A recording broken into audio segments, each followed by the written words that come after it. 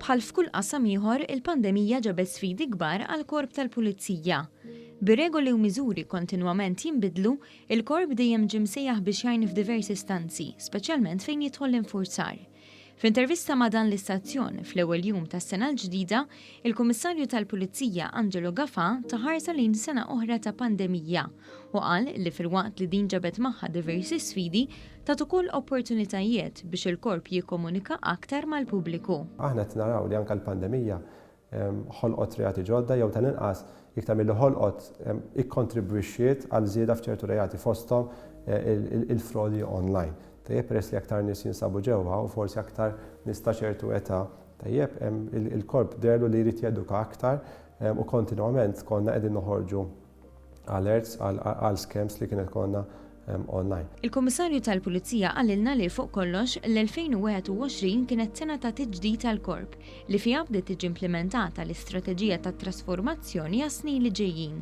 F'din il-ħidma kien hemm żieda fil-fiduċja tan-nies fil-korp.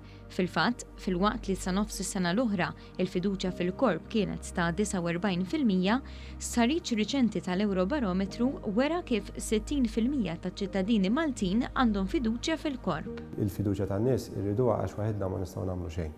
U proprju dik hija l-missjoni tal-korp li tenfasizza li xogħolna rid ikun wieħed li jaħdem mal-komunità. U proprju naħseb waħda mir-raġunijiet għalfejn issaħħet il-fiduċja fil-korp kienet li mhux biss qed nikkomunikaw iktar, qed nikkomunikaw aħjar, mhux biss li l-korp huwa effettiv f'xogħlu, imma wkoll qed nkunu eqreb lill-komunitajiet u dik naħseb għamlet differenza kbira.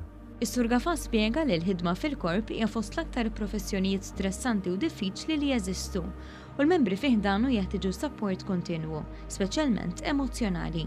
Għal dan il-għan fl-aħħar xhur tnieda programm ta' counseling speċjalizzat għal membri tal-korp. Kemm jista' jkun b'mod proattiv aktar milli reattiv, nassistu lill-membri tagħna. Llum qegħdin nikkomunikaw mal-membri tagħna nfakruhom fis-servizz. Anki meta jmorru fuq ċertu xeni ta' reat.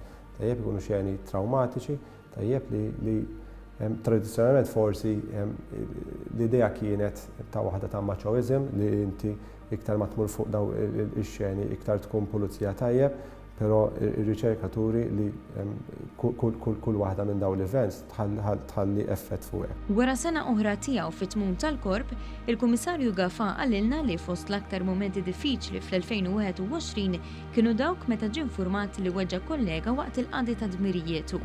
Hawnhekk innota kif l-uffiċjali jagħmlu dan ix-xogħol għaliex jagħti sodisfazzjon u fl-istess ħin ikunu qed jikkontribwixxu għal pajjiż aħjar u sigur, imma saħaq fuq l-importanza tas-saħħa u s-sigurtà ta' kull ħaddiem.